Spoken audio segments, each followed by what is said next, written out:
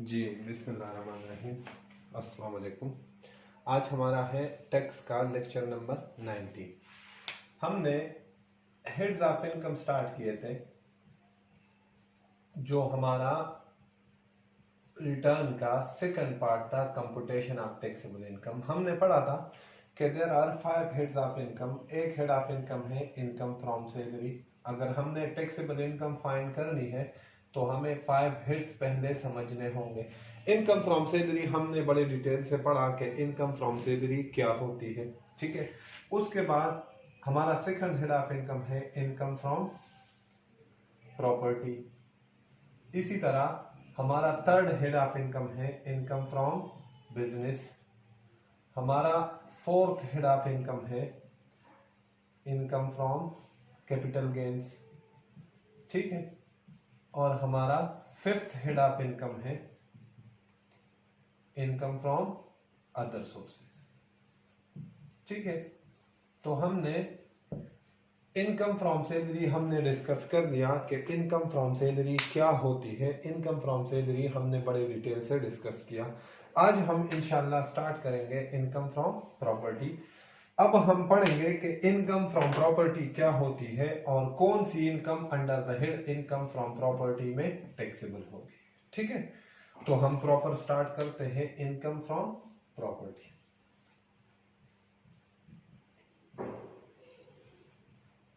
Ji, income from property नाम से पता चल रहा है कि ये इनकम प्रॉपर्टी से रिलेटेड होगी। कुछ बेसिक्स कॉन्सेप्ट्स हम पढ़ते हैं, बेसिक्स, ठीक है। इनकम फ्रॉम प्रॉपर्टी से related as comparative to income from salary, ये हेड ऑफ इनकम बहुत आसान है, इजी भी है और शॉर्ट भी बहुत है। छोटा सा हेड ऑफ इनकम है, ठीक है। इंशाल्लाह मैक्सिमम 3 to 4 लेक्चर्स में ये हमारा हेड कंप्लीट हो जाएगा, ठीक है। तो इनकम फ्रॉम प्रॉपर्टी की सबसे बेसिक कॉन्सेप्ट्स जो है, इसमें आपने रिलेशनशिप समझना है। अच्छा, ये रिलेशनशिप जो है, जिस तरह इनकम फ्रॉम सैलरी में प्रॉपर इनकम टैक्स ऑर्डिनेंस ने डिफाइन किया था, इसी तरह इनकम टैक्स ऑर्डिनेंस ने डिफाइन नहीं किया, लेकिन चूंकि हम पढ़ रहे हैं तो मेरी तरफ से यह है कि बेसिक्स में आपको समझ आ जाए। इसमें रिलेशनशिप जैसे इनकम फ्रॉम सैलरी में 2 पार्टीज का रिलेशनशिप देखना था, एक का एम्प्लॉयर और दूसरे का एम्प्लॉय स्टेटस होना था। फिर एम्प्लॉयर एम्प्लॉय को जो भी बेनिफिट्स प्रोवाइड कर रहा था तो वो हमारे लिए क्या समझा जाता था, वो हमारे एम्प्लॉय के लिए इनकम फ्रॉम सैलरी। इधर जो रिलेशनशिप है उसको कहते हैं टेनेंसी रिलेशनशिप। उसको क्या कहते हैं? टेनेंसी रिलेशनशिप, ठीक है। टेनेंसी रिलेशनशिप में 2 पार्टीज होंगे। इसमें एक पार्टी को हम कहेंगे लैंडलॉर्ड, ठीक है, और जो दूसरी पार्टी होगी उसको हम कहेंगे टेनेंट। जी, मालिक मकान और किरायादार, जो आसान अल्फाज में। तो इसमें इनकम फ्रॉम प्रॉपर्टी हम किसकी कैलकुलेट करेंगे? लैंडलॉर्ड की कैलकुलेट करेंगे। टेनेंट जो है ये किरायादार होता है और इसका मकान होता है। तो इसमें टेनेंट पेमेंट करता है किसको? लैंडलॉर्ड को, और लैंडलॉर्ड के लिए हम इनकम फ्रॉम प्रॉपर्टी कैलकुलेट करेंगे, ठीक हो गया जी। अब इसको, तो पहला क्या था रिलेशनशिप? इसमें जो पहला रिलेशनशिप है उसको कॉन्सेप्ट है, इसमें टेनेंसी रिलेशनशिप, और इसमें हम किसका इनकम फ्रॉम प्रॉपर्टी कैलकुलेट करेंगे? लैंडलॉर्ड की। सेकंड, इसका जो इनकम फ्रॉम प्रॉपर्टी का कनेक्शन है ये हमेशा इमूवेबल प्रॉपर्टी के साथ होगा। किसके साथ होगा? Immovable property. जब भी हम इनकम फ्रॉम प्रॉपर्टी की बात करेंगे तो इमूवेबल प्रॉपर्टी का होना जरूरी है। इनकम फ्रॉम प्रॉपर्टी का हमेशा कनेक्शन किसके साथ होगा? इमूवेबल प्रॉपर्टी के साथ। इमूवेबल प्रॉपर्टी में आप देख ले, जमीन भी आ जाती है, दुकानें भी आ जाती हैं, घर भी आ जाता है, बिल्डिंग्स भी आ जाती है, ठीक है, खाली प्लॉट भी आ जाते हैं। तो ये हम इंशाल्लाह पढ़ेंगे, आपको पता चल जाएगा। लेकिन बेसिक्स में आप समझिएगा कि इनकम फ्रॉम प्रॉपर्टी का कनेक्शन जो है वो किसके साथ होगा? इमूवेबल प्रॉपर्टी के साथ, ठीक है। Number third, income from property जैसे हमने पढ़ा था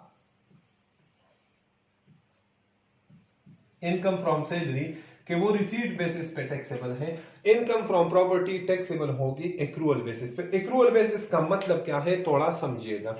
एक्रूअल बेसिस का मतलब यह है कि फॉर एग्जांपल अगर किसी बंदे ने अपना घर किराए पे रेंट आउट किया हुआ है, ठीक है, और उसको पूरा साल घर रेंट आउट था, गौर कीजिएगा मैं क्या कह रहा हूं, पूरा साल वो रेंट आउट था, लेकिन उसको किराया जो है सिर्फ और सिर्फ 6 महीनों का आया है और 6 महीनों का नहीं आया। तो हमेशा ये बात मेरी याद रखिएगा, कहीं पे लिख लीजिएगा, आपके काम आएगा। हमारा इससे कोई लेना देना नहीं कितने महीने का रेंट आया, कितने का एडवांस आया। हमने सिर्फ और सिर्फ एक टैक्स ईयर में देखना है कि कितने टाइम के लिए ये रेंट आउट था, ठीक है। जितने टाइम के लिए रेंट आउट था हम उतने टाइम के लिए इनकम फ्रॉम प्रॉपर्टी कैलकुलेट करेंगे। अगर हमें कोई भी रेंट नहीं मिला, डजंट मैटर, हम फिर भी इनकम फ्रॉम प्रॉपर्टी हमारी जनरेट होगी। हमें अगले 10 सालों का रेंट एडवांस मिला, डजंट मैटर, हम सिर्फ और सिर्फ इस साल का रेंट देखेंगे। तो आपने एक टैक्स ईयर तक लिमिटेड रहना है। रेंट मिले ना मिले, ज्यादा मिले कम मिले, परसेंटेज में मिले, कुछ आपने उस पर नहीं सोचना। एक महीने का रेंट कितना है आपने उसको मल्टीप्लाई करना है नंबर ऑफ मंथ से, और आपके पास इनकम फ्रॉम प्रॉपर्टी आनी चाहिए, ठीक है। आपने बिल्कुल इस कंफ्यूजन में नहीं जाना, ये यहां पे क्लियर कर ले कि रेंट मिलता है परसेंटेज, कुछ हिस्सा मिलता है कुछ नहीं मिलता, कुछ महीनों का मिलता है कुछ का नहीं मिलता, कभी कभी इस साल का भी मिल जाता है, अगले 3 सालों का भी साथ मिल गया। हमने सिर्फ और सिर्फ इस साल का कैलकुलेट करना है, मिला है नहीं मिला डजंट मैटर, हमने सिर्फ और सिर्फ एक टैक्स ईयर तक, जो टैक्स ईयर आपका रिक्वायरमेंट हो उसका कैलकुलेट करना है। अगले सालों का हम अगले टैक्स ईयर में जाके कंसिडर करेंगे, बेशक अगले सालों का हमें आज मिला। क्लियर जी। और नंबर 4 जो है इनकम फ्रॉम प्रॉपर्टी, आप इसको आपके लेवल पे ये जो है ये सेपरेट ब्लॉक ऑफ इनकम है। सेपरेट ब्लॉक ऑफ इनकम आप जानते हो, सेपरेट ब्लॉक ऑफ इनकम जैसे हमने इनकम फ्रॉम सैलरी में गोल्डन हैंडशेक को पढ़ा था, याद कि नॉर्मली बाकी हेड्स इसके ऊपर जो टैक्स लाइबिलिटी होती है, सेपरेट ब्लॉक ऑफ इनकम का मतलब यह है कि इसके सेपरेट टैक्स रेट से, अगर आपको याद हो मैंने कहा था सिर्फ और सिर्फ ये रीजन है कि इसको separate block of income consider करते हैं। हाँ, इसको नॉर्मली भी हम जैसे income from salary, income from property, उस तरह नॉर्मल भी ट्रीट कर सकते हैं। लेकिन अभी पहले आप ये समझिएगा नॉर्मल कब ट्रीट करेंगे वो इंशाल्लाह मैं आपको आखिर में पढ़ाऊंगा। 99.9% चांसेस है कि आपको जब भी क्वेश्चन पूछेगा तो सेपरेट ब्लॉक ऑफ इनकम वाला पूछेगा। हाँ, अगर कभी नॉर्मल वाला पूछे तो इस पे हम प्रैक्टिस भी करेंगे और वो कॉन्सेप्ट भी मैं आपको जब बाकी सारा पढ़ लेंगे तो मैं आपको आखिर में वो समझाऊंगा। ठीक हो गया जी। अच्छा, जब सेपरेट ब्लॉक ऑफ इनकम हो तो याद रखिएगा किसी भी किस्म का, जैसे सैलरी में बताया था, सैलरी में किसी भी किस्म का डिडक्शन नहीं allow, no deduction is allowed. इसी तरह इनकम फ्रॉम प्रॉपर्टी में भी किसी भी किस्म का एक्सपेंस आप इनकम फ्रॉम प्रॉपर्टी में लेस नहीं कर सकते। कब? जब इसको आप separate block of income treat करोगे। जब normal head of income treat करोगे फिर हम लेस कर सकते हैं, लेकिन मैंने कहा नॉर्मल पे अभी आपने नहीं सोचना, वो हम पढ़ेंगे तो फिर वो चीजें हम साथ पढ़ लेंगे। ये तो था बेसिक कॉन्सेप्ट्स। ठीक हो गए जी। अब इनकम फ्रॉम प्रॉपर्टी कैसे कैलकुलेट करेंगे, इनकम फ्रॉम प्रॉपर्टी में कौन से अमाउंट्स टैक्सेबल होंगे, ठीक है, तो वो हम पढ़ते हैं। इनकम फ्रॉम प्रॉपर्टी, ये इनकम कैसे कैलकुलेट करेंगे, इसके लिए एक न्यूमेरिक है, वो आपको मैं लिख लेता हूं, सर्फ, ठीक है। इस स्टैंड्स फॉर साइनिंग अमाउंट जी। अगर लैंडलॉर्ड को टेनेंट की तरफ से कभी साइनिंग अमाउंट मिले तो साइनिंग अमाउंट टोटली टैक्सेबल होगा under the head income from property, totally taxable, ठीक है।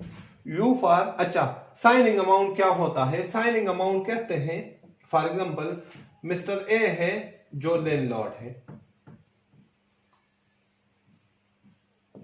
ठीक है, और इस तरह सुनिएगा, मैं हूं लैंडलॉर्ड, अब्दुर्रहमान लैंडलॉर्ड है, मेरा घर है, मैंने किराए पे लेना है, ठीक है।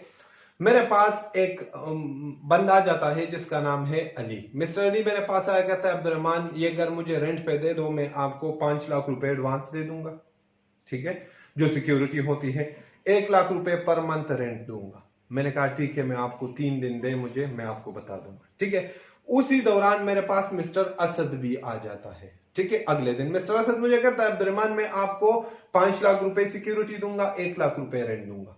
तो अगर दोनों मिस्टर अली और मिस्टर असद अब्दुल रहमान को ये ऑफर दे दे तो इथिकली मुझे ये घर किसको रेंट आउट करना चाहिए? इथिकली ये घर मुझे रेंट आउट करना चाहिए मिस्टर अली को, क्योंकि वो मेरे पास पहले आए, ठीक है। लेकिन असद एक एडिशनल बात कर देता है। मैं कहता हूं यार ये ऑफर तो मुझे अली ने भी दिया है, तो असद मुझे कहता है अब्दुल रहमान मैं आपको 50,000 सिर्फ और सिर्फ इस बात के दे दूंगा, वो न रेंट होगा न सिक्योरिटी होगी, वो आपके हो गए, वो मैं आपको सिर्फ और सिर्फ इस बात के दूंगा अगर आप मेरे साथ कॉन्ट्रैक्ट में एंटर हो जाए। अली को आप अपना घर रेंट आउट ना करें, किसको करें? मुझे करें।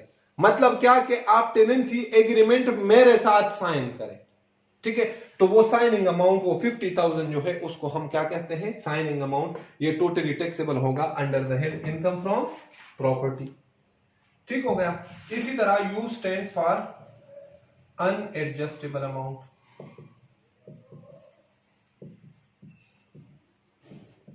You stands for unadjustable amount. Unadjustable amount simply कहते हैं रिफंडेबल, सिक्योरिटी को कहते हैं। जब मैंने कहा कि असद मुझे 5 लाख देगा, जब असद मेरा घर छोड़ के जाएगा तो ये 5 लाख मैं वापस करूंगा, जो सिक्योरिटी होती है उसको अनएडजस्टेबल। अनएडजस्टेबल अमाउंट की ट्रीटमेंट है 1/10 ऑफ द अमाउंट। क्या ट्रीटमेंट है? 1/10 ऑफ द अमाउंट। ये थोड़ा सा डिटेल टॉपिक है, अभी आप इतना समझिएगा कि अनएडजस्टेबल अमाउंट का कितना एड होगा इनकम फ्रॉम प्रॉपर्टी, जितना अमाउंट होगा सिक्योरिटी का 1/10, ठीक हो गया। इसमें थोड़े से और कॉन्सेप्ट है, इस इंशाल्लाह अगले लेक्चर हमारा सिर्फ और सिर्फ अनएडजस्टेबल अमाउंट पे होगा, तो वो हम उस पे इंशाल्लाह एक्सप्लेन कर लेंगे। अजान हो रही है, 1 मिनट जी। तो अनएडजस्टेबल अमाउंट इंशाल्लाह हमारा कंप्लीट लेक्चर होगा। इसके बाद लेक्चर नंबर 20 सिर्फ और सिर्फ अनएडजस्टेबल अमाउंट पे होगा। इसके बाद है R. R stands for rent. Rent तो आप जानते हो, ठीक है, जो मंथली टेनेंट लैंडलॉर्ड को पे करता है उसको रेंट कहते हैं। लॉ कहता है रेंट में टैक्सेबल होगा under the head income from property higher amount, higher of which, higher of actual rent जो टेनेंट लैंडलॉर्ड को पे कर रहा है, या फिर R fair market rent. Fair market rent को कहते हैं एनुअल लेटिंग वैल्यू, एएलवी भी कहते हैं, annual letting value. Whichever is higher वो टैक्सेबल होगा under the head income from property. और एफ आता है for forfeited deposit. Forfeited deposit किसे कहते हैं? फॉरफिटेड डिपॉजिट भी जितना भी होगा वो टैक्सेबल होगा under the head income from property और टोटली टैक्सेबल होगा। कितना टैक्सेबल होगा? टोटली टैक्सेबल, ठीक है। अब फॉरफिटेड डिपॉजिट किसे कहते हैं? ये फॉरफिटेड डिपॉजिट जो है ये ज्यादातर आता है in sale of immovable property, sale and purchase of immovable property, ठीक है। ये मैं आपको कहता हूं, ये इसका रेंट के साथ कोई लेना देना नहीं। कभी कभी रेंट के मामले में भी ये आता है, लेकिन ज्यादातर ये किससे रिलेटेड है? Sale and purchase of immovable property. अच्छा, ये कब आता है? ये फॉर एग्जाम्पल मेरा घर है, मैं सेल करना चाहता हूं और मेरे पास मिस्टर ए आ गया कि अब्दुल रहमान आपका घर मैं परचेज करना चाहता हूं। मैंने कहा मैं 60 लाख का अपना घर सेल करना चाहता हूं। मिस्टर ए ने मुझे कहा अब्दुल रहमान मेरे पास अभी पैसे नहीं है, आप मुझे अगर थोड़ा टाइम दे तो मैं पैसे अरेंज करके आपका घर मुझे पसंद है, मैं 60 लाख में परचेज कर लेता हूं। मैंने कहा कितना टाइम आपको चाहिए? उसने कहा मुझे 1 महीना चाहिए। मैंने कहा 1 महीने के लिए ये मेरा आपसे वादा है कि मैं ये घर किसी और को सेल नहीं करूंगा, मैं आपका वेट करूंगा। मिस्टर ए ने कहा ठीक है। मैंने कहा इस 1 महीने के लिए जब मैं किसी को, आप मुझे बयाना दे दे। ये बयाना होता है, क्या होता है? बयाना, ठीक है, जिसको हम उर्दू में क्या कहते हैं? बयाना। उसने मुझे कहा कि ये 1 लाख रुपए बयाना ले लो। मैंने कहा अब मेरी बात सुने मिस्टर ए, अगर 1 महीने बाद आप आए तो आप मुझे 1 लाख दे चुके हैं, 59 लाख और देंगे, मैं आपको घर, पोजीशन और ऑनरशिप दोनों ट्रांसफर कर दूंगा घर आपका। फिर तो अब्दुर्रहमान के इनकम फ्रॉम प्रॉपर्टी में कुछ भी नहीं जाएगा। अब्दुर्रहमान के इनकम फ्रॉम प्रॉपर्टी में कब जाएगा?